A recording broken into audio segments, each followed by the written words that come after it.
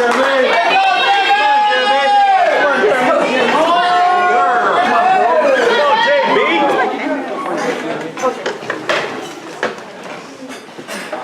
get that water, bro. He's about to preach it.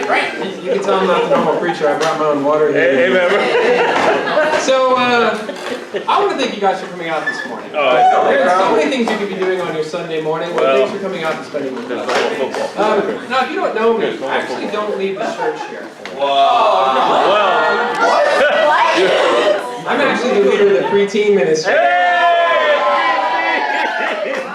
I am the leader of the smallest tribe. And you know, if you compare my family to the Santos family, I'm the leader of the smallest clan. A bit like Gideon or something. Oh, wow, come on, bro. But Mark asked me to preach, and so I decided to come and here I am. Bro. All right, so how many of you guys watched the Super Bowl? Oh, bro. Man, I saw Chris come up here to do the welcome, and he's like a diehard Eagles fan, so I expected somebody behind him doing like this the whole time. That was good. Talk about, Next year. Nah. So, by the way, did anybody else think that Chris really wants to preach? I preached. He did. He had 3 Estimated points. that 2 to 4 million people flooded the streets in Philadelphia for the Eagles parade. Wow, that's crazy. You know, why do they do that? It's because they love it, you know?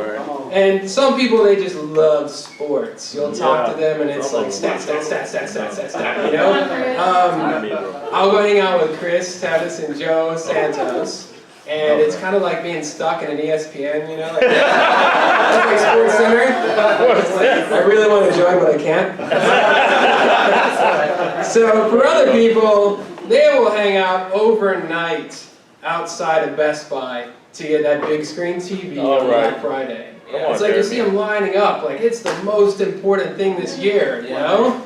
And some people will camp outside of the Apple store for days to get a phone that's slightly better than the phone they currently have. They're playing on a phone that's like slightly less good than the one they're about to get. But it's like, they'll sit out there for days for that because they're excited about that technology. They're excited about the engineering.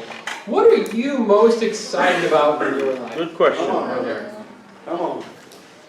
What is the passion of your life? Come on, bro. You know, I still like those things, but 21 years ago, something new started in my life. And I would like to say that I found something, but I wasn't really looking for it, so it's more like it found me, but it's become the passion of my life. This morning, I want to share with you why I love God. Amen. Point number one, I'm just going to share with you 4 things that I love about God. And point number one, what I love about God is that He loves to do the impossible. You know, God is awesome. He's not like the idols that you see. One time I was, walking with my son in Chinatown, and we saw all these people worshiping this statue. And I said, "Hey son, what's that statue made of?" He's like, "Oh, I think it's stone." I'm like, "All right, see this pavement here? See it's got gum on it, and that dude just spit on it? What's that made of?" He's like, "Stone." I'm like, "Is this God?" He's like, "No." "Is that God?" "No, it's stone." A child can understand that. I'm so glad my God is not like that. He's not stuck in a pose, you know? If you look at some of the temples in China, they're like little dolls dressed up, like with an angry face, you know? It's like, I'm glad my God's not a doll. But I love how God likes to do things. And He loves to overcome something that's impossible. And I don't know about you, but that's my kind of God. That's a God that I could get behind. Someone who loves to do things that are impossible. You know, sometimes God does things in the Bible and He gives somebody a plan and it doesn't make any sense. You're like, "You want me to do what? I don't get it." You know, if God watched movies, if I can imagine Him watching a movie, I bet you would like The Hobbit. He's like, 3-foot person, 300-foot dragon, I can get behind that. You know? Those are the odds that God likes. If you just look through the Bible, 2 Samuel 5, God tells David to position your army in front of some trees. And when you hear the marching of the opposing army resounding off the trees, that it fills you with terror, that's the sound of victory. Amen. When Shadrach, Meshach, and Abednego are called out, and they say, you are going to get thrown into the fiery furnace, Amen. God waits until they actually get thrown in to rescue them. And you think that Daniel should have seen it coming because he saw that, right? He's like, he's praying not to get thrown in the lion's den. Sorry, man. You're not getting rescued. You're going in first. Because God loves to do the impossible. Good point, bro. You know, when Jesus was threatened with death and filled with so much anguish that he sweat blood in the Garden of Gethsemane, he wasn't rescued. God allowed him to be killed, and God raised him from the dead. When God was looking for the apostle who would write the majority of the New Testament, and he's looking around, who could this person be who is going to preach the word to the entire world?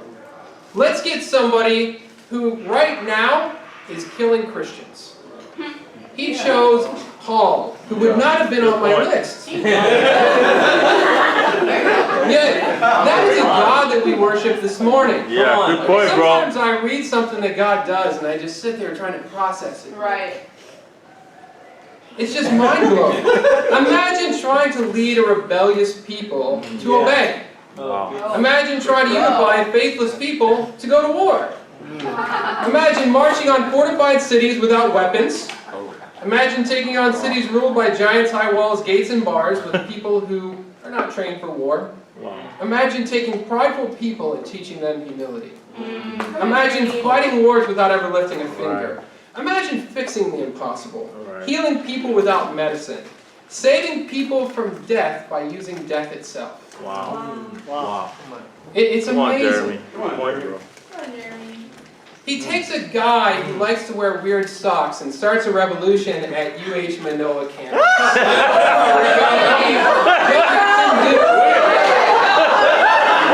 One man.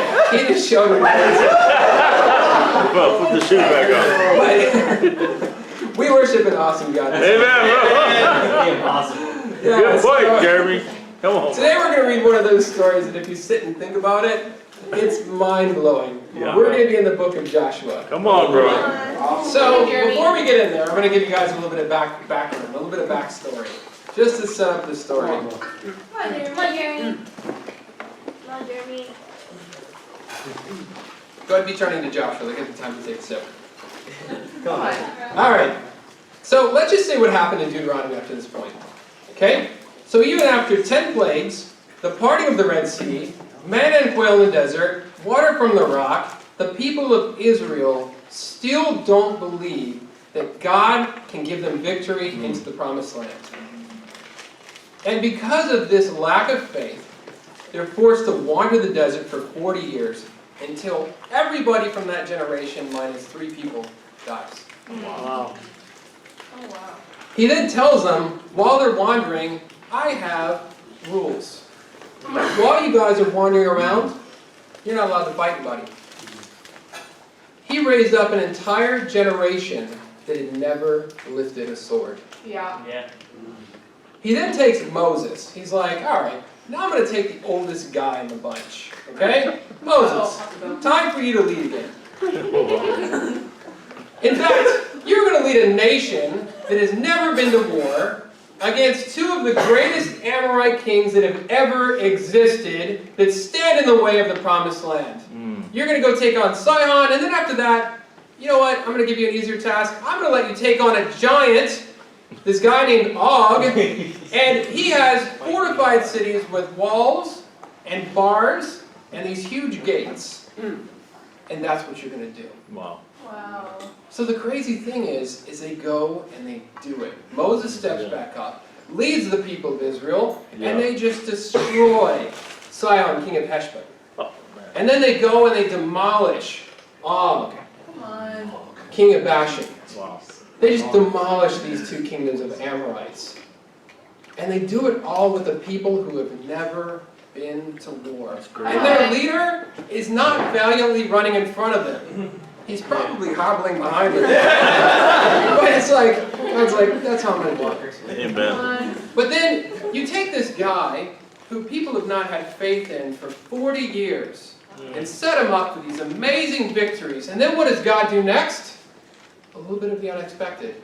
He goes, okay, it's time for you to step down now. Wow. Because I promised you would never see the promised land, Moses. Yeah. Wow. So that leader that just led you in those 2 great victories, I'm going to take him out. And you know who's going to be in his place? I'm going to put the guy who failed you 40 years ago. The guy who could not convince you that I was awesome enough to take you into the promised land, he's going to be the guy that I'm putting in charge. Come on, Jeremy. He takes a guy named Joshua. Now Joshua, a lot of people think he was this amazing guy. If you actually read about him in the Bible, he's not really a traditional hero. I think Joshua had his doubts about leading people. Come on, Jeremy. He had failed to sway them to have faith 40 years ago. Wow. Come on, bro. And because of that, because he couldn't actually convince people to go into the promised land, he had to live through a curse for 40 years. Can you imagine what it was like to be him? To know that you had failed. And when Joshua was appointed, God gives him some great advice. Do you ever have somebody come to you and say, hey, can I give you some advice? Why do they do that? Because you need it. What I'm about to say is what you need to hear. Okay? Because it's not who you are, Yeah. but it's who you need to be. Come on. So what does Joshua go to him and what does God go and say to Joshua? He's like, hey Joshua, listen up, I got something to tell you in Joshua chapter 1 verse 6. Come on, bro. God tells him something very simple. Come on, Jeremy. God says, Joshua, be strong and courageous. Why did he tell him this? Because he wasn't strong and he wasn't courageous. Yeah. You want more proof? So Joshua, he gets convinced by God. All right, we're going to do this. Yeah. I'm going to go and talk to all the leaders. So he gets all the leaders around and he goes, guys, God is with us. We're going to do awesome things. This is what God wants us to do. What do you guys think? And they're like, we're with you, Joshua. Heart and soul. We'll obey you. Only one thing. Look what they say back to him in verse 18. Please be strong and courageous. You know why they say that? Because they know him. Oh, wow. So Joshua is now the leader. And 40 years ago, he went in to spy out the land. Right. Right? With 12 other Yeah. people. So it's basically him and 11 other people. 12 people, one from each tribe, to go in and spy out the land. Yeah. And he's like, okay, God is with us. What's the most faithful thing that I can do? Let's go spy out the land. Let's see how hard it is. So he sends in some more spies to check out the land. Not really a faithful act. What are you going to find out? Wait, God, I think there's something you didn't notice. What are you going to find? So he sends these people in the land, but at least he's smart enough not to send 12 and not have them report to all the people what they think. Like, what do you guys think about this battle, you know? Because that didn't go so well 40 years ago. So he's like, okay, I'm going to send in a few, and then they're going to report directly to me. Don't talk to other people. They come back to him, and they tell him, you know what, Joshua? The people are in great fear. And then Joshua has confidence. What kind of intel is that? Is that any usable intel? He didn't tell me how to defeat them. He just said they're afraid of me. That makes me feel better. For some reason, the people being afraid of him gives Joshua confidence. Why does he need to do recon if God is with him? Right. That's a good point, bro. Why does he care what's in the promised land?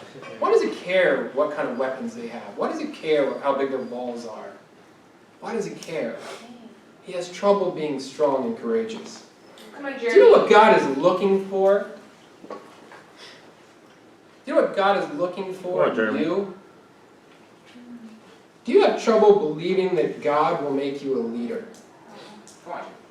Do you look around and you think, oh, that brother or sister is attractive, and I'm not as attractive as they are. Oh, that brother, he's super talented. Did you see him sing? Wow. Come on, Mike. That brother, you know, he has an amazing job. I don't. That brother or sister has amazing abilities. I don't like that. Come on, Jeremy. Do you think that you're not good enough? Do you think it's because you're not good enough that God can't make you a leader? Come on, Do you Jeremy. really know what God is looking for? Now we know that God often accredits his leaders with miracles, which is kind of cool. And Joshua's no different. So the first thing that Joshua has to do is he has to get an entire nation across a river. Have you ever tried to cross a river? It's not easy to do. Now can you imagine doing it with men, women, cattle, everything, like trying to get a whole nation across? Okay, how are we going to do this? We're going to have ropes, we're going to have... How are you going to do this? And Yeah. God's like, I've got this. So God creates a miracle that is very practical, but also kind of shows his favor for Joshua. God comes to them and says, you're going to cross over on dry ground. So when the ark gets near the water, and the plan is that those who are carrying it, as soon as their feet touch the water is going to dry up. The water is going to recede. And the entire nation will be able to cross over on dry ground. And not a single person gets wet. You can imagine when God performs this miracle, and the nation's like walking through this dry riverbed, across and to the other side. They're like, wow, I think Joshua might actually be the leader. This is pretty cool. The entire nation crosses over, and they're like, you know what? This is actually pretty awesome because, it'd be really lame to have to run into battle with wet drawers on, So, but then it's really funny because, God does the unexpected. Yeah. They get across the river. They're here in the promised land. All right, we're here. We just came with power. We just crossed over this river.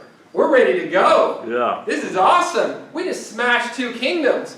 It is time for the battle, right? Yeah. Not quite. Okay. Oh. Not quite. Oh.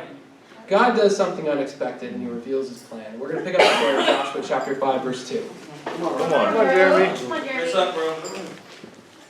At that time, the Lord said to Joshua, make flint knives and circumcise the Israelites again. Flip down to verse 4. Now this is why he did so. All those who came out of Egypt, all the men of military age, died in the desert on the way after leaving Egypt. All the people that came out had been circumcised, but all the people born in the desert during the journey from Egypt had not. The Israelites had moved about the desert 40 years until all the men who were of military age when they left Egypt had died, since they had not obeyed the Lord. For the Lord had sworn to them that they would not see the land that he solemnly promised their fathers to give us, a land flowing with milk and honey. So he raised up their sons in their place, and these are the ones Joshua circumcised. They were still uncircumcised because they had not been circumcised along the way. Wow. And after the whole nation had been circumcised, they remained there in camp until they were healed. Then the Lord said to Joshua, today I've rolled away the reproach of Egypt from you, so this place will be called Gilgal to this day. On the evening of the 14th day of the month, while camped at Gilgal on the plains of Jericho, the Israelites celebrated the Passover. The day after the Passover, that very day, they ate some of the produce of the land, unleavened bread and roasted grain. The manna stopped the day after they ate the food from the land. There was no longer any manna for the Israelites, but that year they ate the produce of Canaan. You see, the people of Israel were chosen. Yeah. They were chosen to be different. They were chosen to be faithful and obey. They were chosen to be separate. There was supposed to be a difference among them. This was God's kingdom, and he's very passionate about his kingdom. The covenant between Abraham and God in Genesis 17 that separated God's people from the others started with circumcision. In Joshua 5, God calls them back to his original vision for their kingdom. Maybe at this moment you would expect a rousing speech from Joshua. And then Joshua raised up in front of the crowd and says, today we go for war! And he raises up and gets everybody fired up and they're all clanking their armor. Right. Maybe you're expecting that. No. But it doesn't happen. Maybe you're expecting something else. Maybe you're expecting, all right guys, all right, let's get together, let's knock down some trees, let's build some siege works, we're going to take down all these fortified cities, let's build it. Doesn't do it. Right. Maybe you'd expect it to be like the movies. They cross over the river, Yeah. everybody's putting on their armor. Just like that, bro. Come on. And they're beating their chests, and they're pulling out their swords, and they're getting roused up for war. Yeah. But it doesn't happen. No. No. It doesn't happen at all. Wow. Joshua stands up and calls the people to return to God. Right. Joshua then not only has to be obedient to God, but he calls other people to be obedient to him as well. Come on, Jeremy. I'm sure there are probably some people who weren't as fired up about the circumcision thing. Yeah. You know? They're like, maybe we can just get like 3 degrees of separation from the people around us. Ironically, life is hard when you don't obey God. Yeah. When you obey God, you expect your life to be hard. You expect things to be difficult. Like if I obey God, it's going to be tough. It's actually the opposite. It's really funny how that works. But in Psalm 119:2, it says, "Happy are they who keeps his statutes Right. and seek him with all their heart." So what happens after the people are called back to God, they obey, they have this awesome celebration. They celebrate the Passover inside the Promised Land. Do you not notice how odd that is? They're like you're marching into a place to take it over. Hold up, guys. We'll be with you in a minute. Yeah. We're going to stop and get right with God. Mm. Do you ever wonder like how God arranged it to where they could do that? If you want a little sneak peek, just look at chapter 6, verse 1. God actually made all the people fear them so that they wouldn't even leave their cities. So Right. they could have time to get right with God. There is always time to get your life right with God. Yeah. Good Come point. on. Bro. Come on. So he gives them time to get their life right with God. And when they obey, they have this awesome celebration. They're not getting ready for war. They're having an awesome feast. They celebrate the Passover. Have you ever seen God do awesome things, and then you still lack confidence? Mm. Wow, the campus is growing. Great job, bro. That's awesome, you know? But my Bible talk, you knew who was in it. Come on. Maybe you Come on, don't Jeremy. believe that God can do awesome things through you. Come on, bro. God actually addresses this with Joshua. He sends an angel in verse 13. Now when Joshua was near Jericho, he looked up and saw a man standing in front of him with a drawn sword in his hand. Joshua went up and asked him, "Are you for us, or are you for our enemies?" "Neither," he replied. "But as commander of the army of the Lord, I have now come." Then Joshua fell face down to the ground in reverence and asked him, "What message does my Lord have for his servant?" The commander of the Lord's army replied, "Take off your sandals, for the place where you're standing is holy." And Joshua did so. This is an amazing scene. An angel shows up. Can you imagine what that's like? It's like in the Old Testament, when an angel showed up. One time an angel showed up and just destroyed 185,000 people. So Joshua has reason to be afraid. He's like, angels are awesome. So this angel shows up with a sword drawn. And Joshua goes to him strong and courageous and says, "Are you here for us or for them?" If you're here for them, that's not good. Pretty tough. Why would God not be with them? Where do you get your confidence from this morning? Great question, bro. Is it from the results of your life? Results can vary from time to time. Right. Is it how awesome you are? You know what I love about God? I don't have to get confidence from who I am. I don't have to get confidence from results. When we started our Bible talk out at the Eva Mall, the Capillet Mall, I told my Bible talk, I was like, if you're expecting awesome things to happen because I'm leading this, that's really, really sad, because it won't be because of that. Okay? The truth is, where do we get our confidence from? Where's your confidence from? Where's your faith reside? Why do you think your Bible talk is going to be fruitful? Why do you think you are going to be fruitful? Why do you think that you can do anything with your life? Why do you think God is with you? Come on. Isaiah 50 verse 10. Who among you fears the Lord and obeys the word of his servant? Let him who walks in the dark, who has no light, trust in the name of the Lord and rely on his God. We get our confidence from the word of God and from obeying it. Yeah. Deuteronomy 4:1 and 28:1 are written at different times in Israel's history with the same exact message. If you obey, I will bless you. Do you ever wonder why the Israelites were able to celebrate? It's because God set apart a time. What was the message of the angel?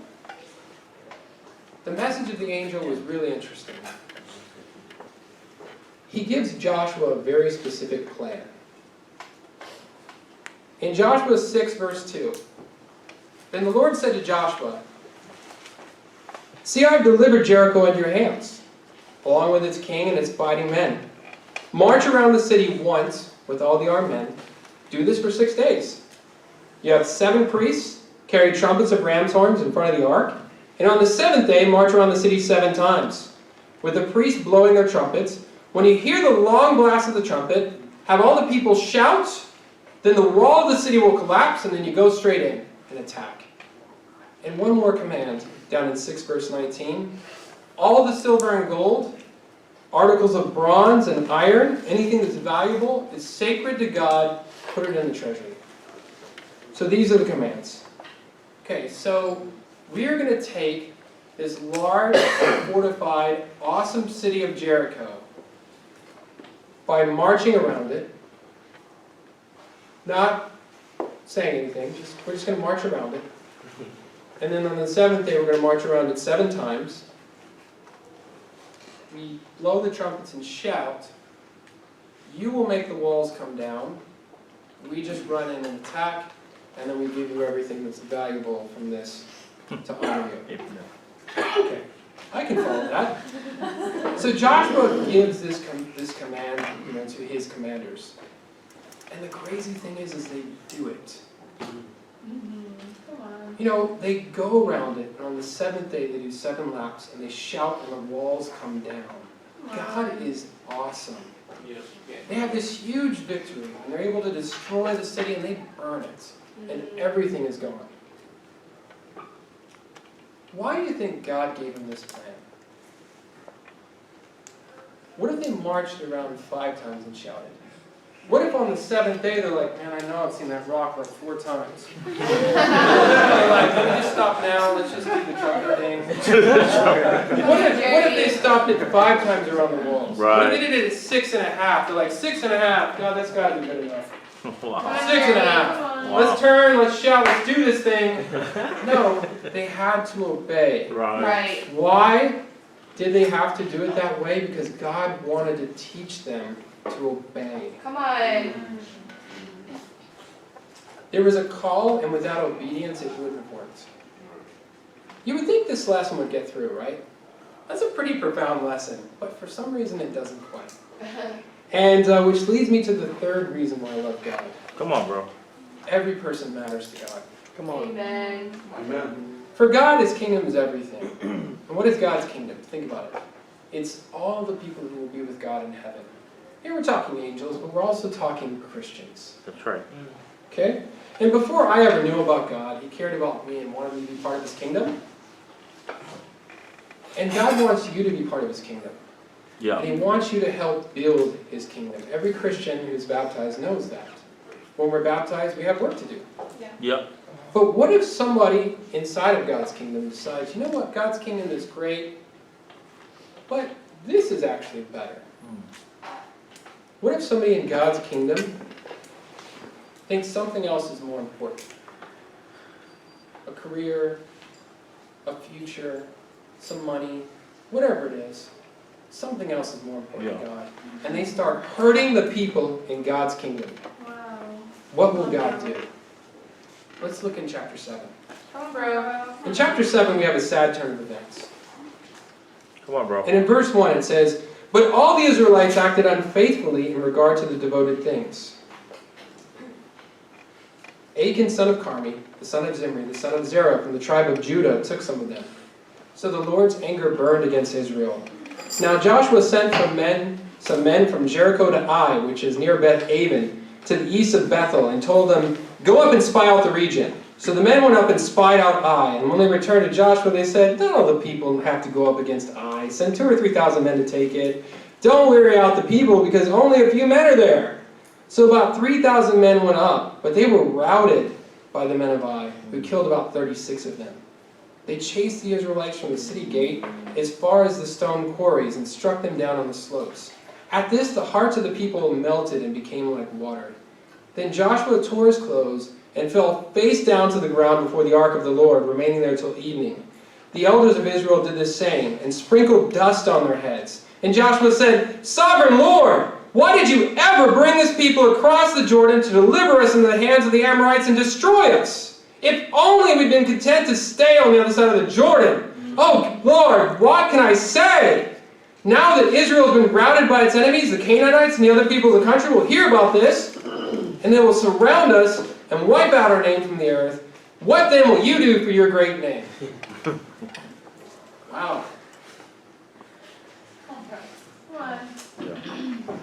One man decides that God is awesome. You know what's more awesome than God? Nice robe, some silver, some gold. One man decides he'll be part of God's kingdom. But you know what? I'm gonna hold back a plan B. Right. Come on. How often can we do this? Right. We can have a plan B in our lives. Yeah. What does it matter if I'm a little dishonest?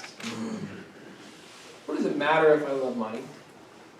What does it matter if I mix back in with my friends, the world? What does it matter if I'm not all in? Come on, Jeremy. Come on, bro. What does it matter if I don't feel like evangelizing? God's kingdom is awesome. It'll move on without me. I'm just one person. No one's going to know. No one's going to say anything to me. How much does God care about His kingdom? Right. Come on, bro. More than you will ever know. Yeah. God cares about each and every person. In fact, in John 10:28, He says, He holds His children so tightly that no one can snatch them from His hand. Right. His kingdom was set aside. You see, Achan, he just lost that. He forgot it. So what does God do? Well, unfortunately, He has to first deal with an emotional Joshua. The guy who still thought it had to do with him. Yeah. So he had this, this faithful plea to God, "Oh God, why did you ever bring us across the Jordan? Why are you going to destroy us? Why is it so terrible?" And I love how God responds to him. Let's pick it up in verse 10. Come on, Jeremy. Come on, The bro. Lord said to Joshua, "Stand up! What are you doing down on your face? Israel has sinned and violated my covenant, which I commanded them to keep. They have taken some of the devoted things. They have stolen. They have lied. They have put them in their own possessions, and that's why the Israelites can't stand up to their enemies. They turn their backs and run because they've been made liable to destruction. I will not be with you anymore unless you destroy among you whatever is devoted to destruction." Wow. Wow. So what were God's encouraging words to this distraught Joshua?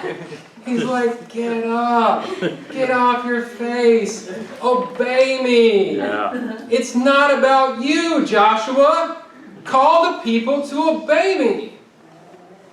Come on. When you're not succeeding, it's because you're not obeying God. Come on, Right. Jeremy.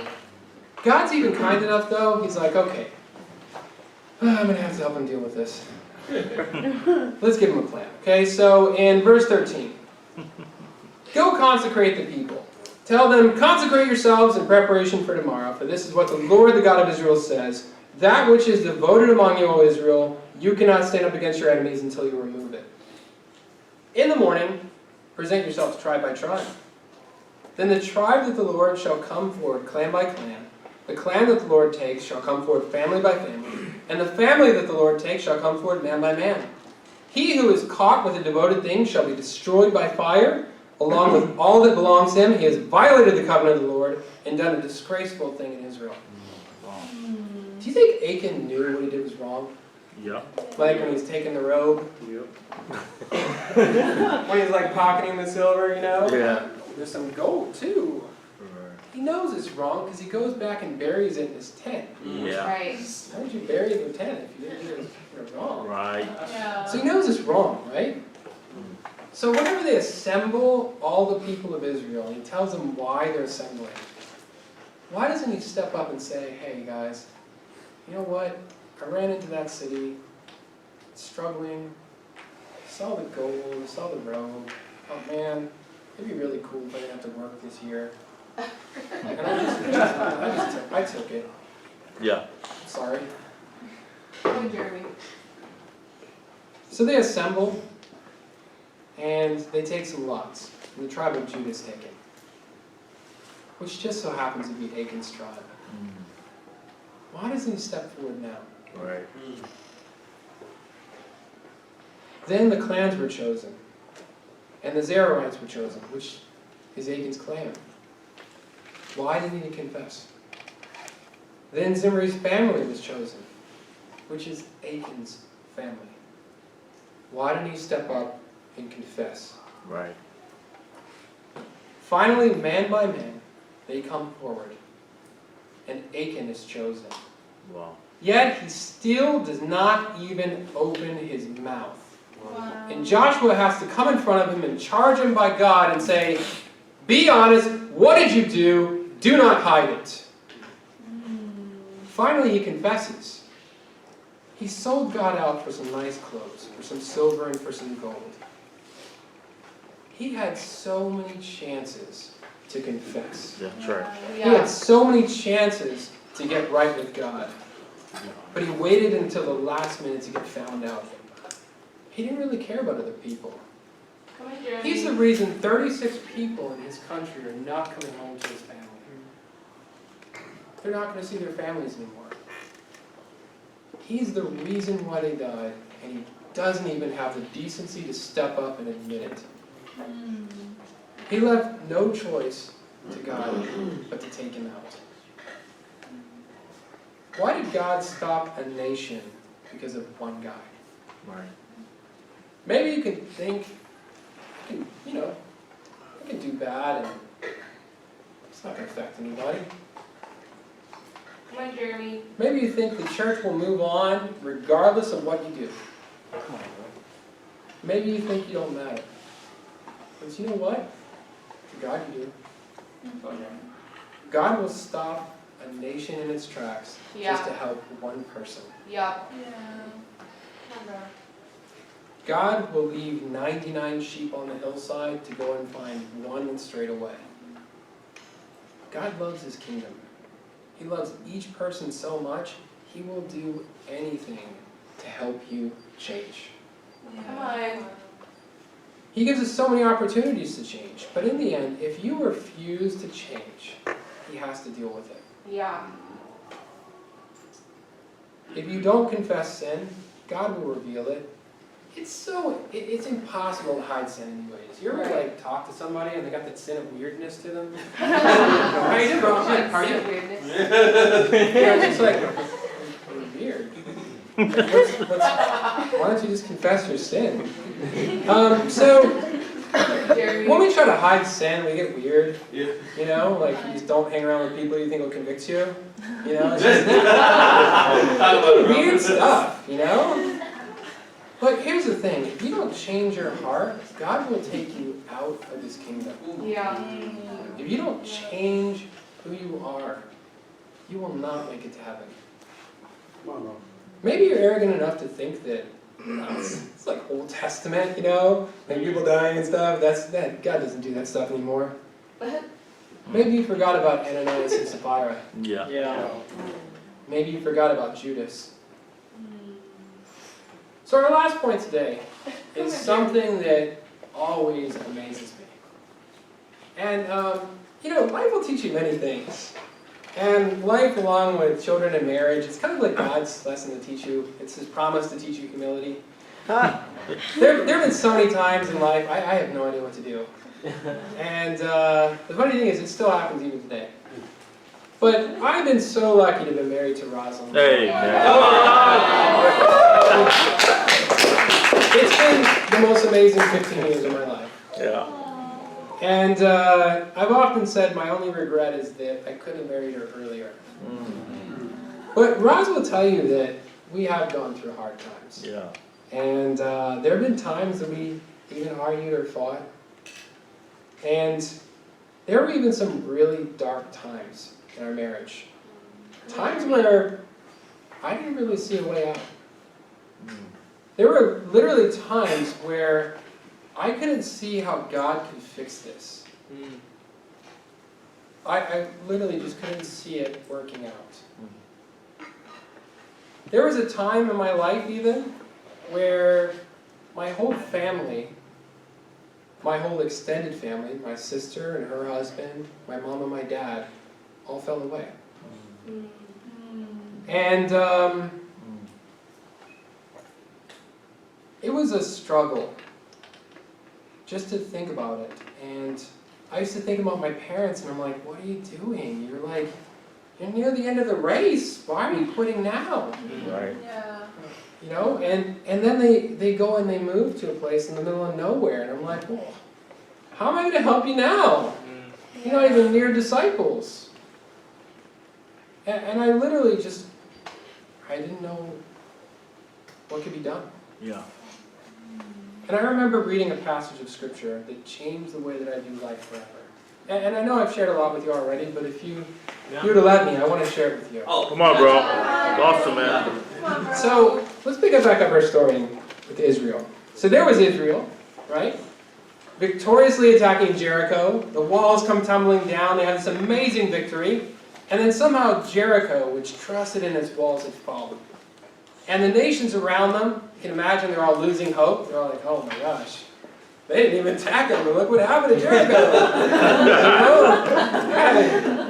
The walls could fall down. You know, it's like fear starts to spread in the countries around them. They're like, God is with these people. Yeah. But then only moments after, Israel is beaten badly by one of the weakest kingdoms. And it wasn't just beaten. It was they routed them. Do you know what it means to be routed? It means like scatter, like scared kids. You're like, ah! You know, like, running in all different directions, and the guys are just cutting them down. Wow. And they're like, hold up. Okay, so Jericho, maybe that was a fluke, because look what I just did to them. I'm like the weakest kingdom. It's like, if I can rout them, I got a chance. Wow. You gotta imagine what it must have been like for them. You're in a foreign place, surrounded by people who have a long relationship with you and they hate you. And they're surrounding you, and now the weakest tribe or the weakest kingdom has just beaten you. That's why Joshua was so desperate. That's why he's praying so desperately. Because he knows it's just a matter of time until he hears the battle drums. They were coming for the Israelites. Joshua knew it. In fact, he's like frantic and scared. And how do I know? Because in Joshua chapter 8, God has to calm him down. Joshua chapter 8, verse 1, it says, and the Lord said to Joshua, do not be afraid. Do not be discouraged.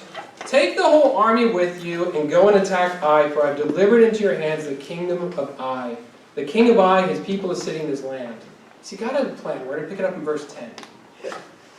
Early the next morning, Joshua mustered his men, and he and the leaders of Israel marched before them to Ai. The entire force that was with them marched up and approached the city and arrived in front of it. They set camp north of Ai, with the valley between them and the city. Joshua had taken about 5,000 men and set them in ambush between Bethel and Ai to the west of the city. They had the soldiers take up their positions, all those in the camp to the north of the city, and the ambush to the west of it. That night Joshua went into the valley. When the king of Ai saw this, he and all the men of the city hurried out early in the morning to meet Israel in battle, and at a certain place overlooking the Arabah. But he did not know that an ambush had been set against him from behind the city. Joshua and all Israel let themselves be driven back before them, and they fled toward the desert. All the men of Ai were called to pursue them, and they pursued Joshua and were lured away from the city. Not a man remained in Ai or Bethel who did not go after Israel. They left the city open and went into pursuit of Israel. Then the Lord said to Joshua, "Hold toward Ai the javelin that's in your hand, for into your hand I will deliver the city." So Joshua held out the javelin towards Ai, and as soon as he did this, the men in the ambush rose quickly from their position and rushed forward. They entered the city and captured it and quickly set it on fire. The men of Ai looked back and saw the smoke of the city rising against the sky, but they had no chance to escape in any direction. But the Israelites who had been fleeing toward the desert turned back against their pursuers. For when Joshua and all Israel saw that the ambush had taken the city and that smoke was going up from the city, they turned around and attacked the men of Ai. The men in the ambush came out of the city against them, so they were caught in the middle with Israelites on both sides. Israel cut them down, leaving them neither survivors nor fugitives. See, God took like a decisive defeat, and he totally turned it around. What they thought was something that can't be fixed, it now looks like the most brilliant military strategy ever. Yeah. They were able to annihilate an entire kingdom without a siege. They didn't have to surround the city. They didn't have to make war. The men came out on their own, right into the middle of the field. The first loss now looks like a trick to get the people out of the city. When I realized what God did with their first defeat, I realized something that I love about God. God can fix anything. That's right. Amen. You know, years ago when Roz and I were first married, and my parents left the church, I told Rosalind, I'm praying that they will move to live with us. Which probably prompted Rosalind to pray too. But, you know, having relatives with you is not always easy. But, you know, years passed, Come on, Bill. and several times a week I would call my parents to try to keep the relationship going. And I always prayed for my parents, but I just felt like, man, they're so stubborn. And Come on, Bill. I finally thought like my prayers were answered because my dad ended up like changing jobs, and then the job downsized all of a sudden, and then Dad was without a job for the first time in his life. He'd never been let go from anything. And he called me and said, hey, you know, this situation happened. And I'm like, well, just move on out. And I thought, God's finally done it. They're going to come. And so Dad moved out with Mom, and they moved into our apartment. Now, I got to tell you that we had a 2-bedroom apartment, and there were 7 of us now. So Wow. it wasn't exactly easy, but I was super fired up because I'm like, my parents are back in church. Yeah. Who cares if I have to sleep on the floor? It's not a big deal, right? Yeah. My parents are back in church. This is so cool. God answered a prayer. Yeah. Yeah. And things went well for a while. And I kind of noticed, you ever notice when somebody hasn't been living like a disciple for a while, they come to church, and they're like, oh, you have another meeting? Oh, we're going to go share faith again? Oh, you want me to lead the Bible study? It's like they haven't done it in so long. Yeah. That's how I was when I went to Portland. Like, you just feel like overwhelmed. You're like, Yeah. wow, I haven't really lived as a Christian in a long time. And I could see that in my parents, but I thought they were fighting through it. But actually, they were plotting a way out.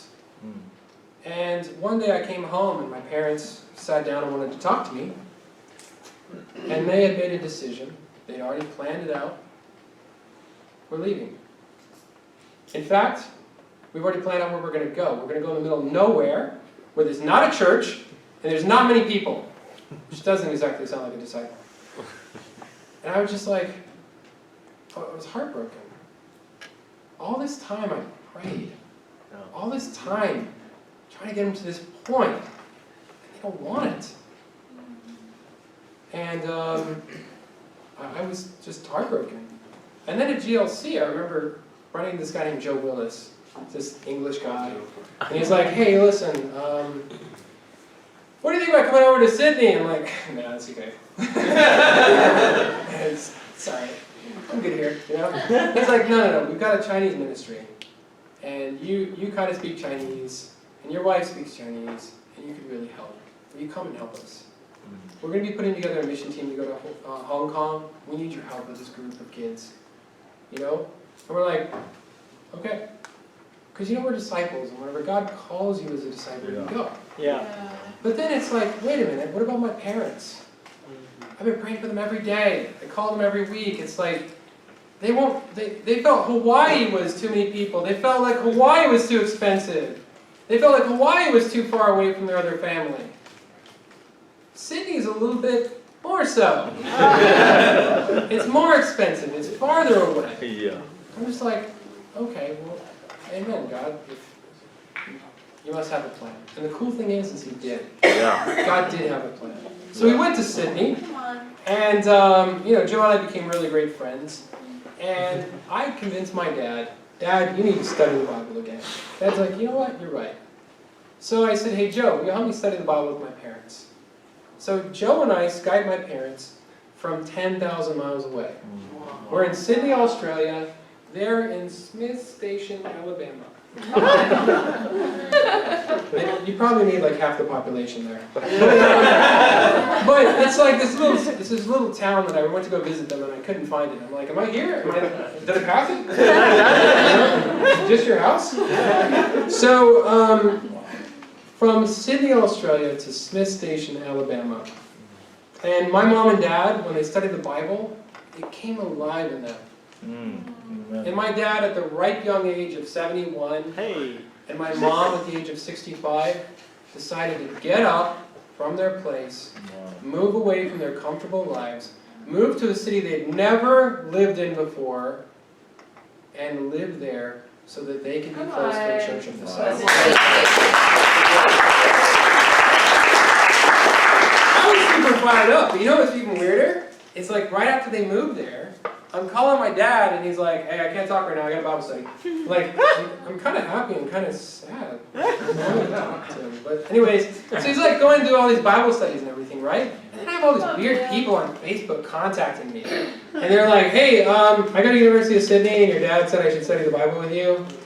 I was like, are you sharing your faith with people in Sydney? He's sharing his faith in Gainesville, then he's like, has some free time, so he goes onto Facebook and starts sharing with people in Sydney. And then they're like in these Bible studies, and people are getting baptized, and I was like, there was a joke going with Joe Willis for a while. I was like, maybe you might be trading us for the other Beck soon. But last Christmas, I got to go home and be with my family. Yeah. And my mom has heart problems, and it's kind of like, you could tell like the time was coming. And I got there to the hospital, and I was sharing my faith. I'm in town, and I'm sharing my faith with all the nurses, and like, oh, they already shared the time. Okay, cool. Well, this doctor right here. No, they already shared with him too. Wow. And it was just so impactful to see my parents living as disciples. They're going through a terrible time. My mom is passing, and my dad's out sharing faith, doing all these things, and I'm like, wow, that's amazing. That's amazing. And right before Christmas, I got to see my mom go on to glory. And I know that her last couple of quiet times, she just wanted people to read to her about heaven. I'm just like, wow, this is so cool. My mom was looking forward to heaven. Amen. And, after Mom passed, Dad's like, you know what?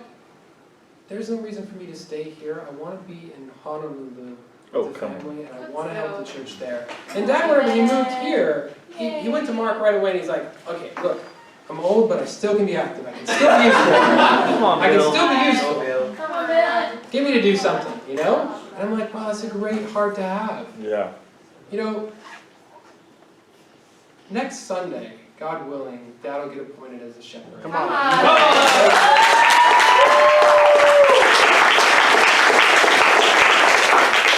And that's awesome. And sometimes you wonder from time to time, is this it? Is it over? Is there any chance for my parents? It's amazing how God can fix anything, even from 10,000 miles away. Yeah. Come on. What about your life?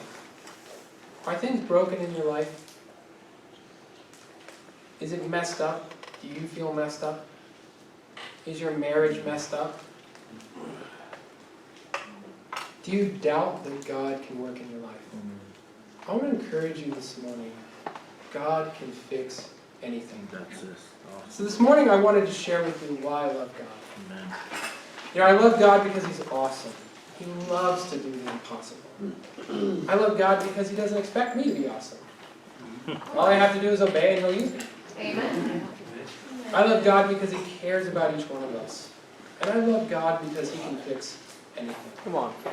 He's proven that again and again in my life, and I hope this lesson encourages you to get to know God. To God be the glory. Amen.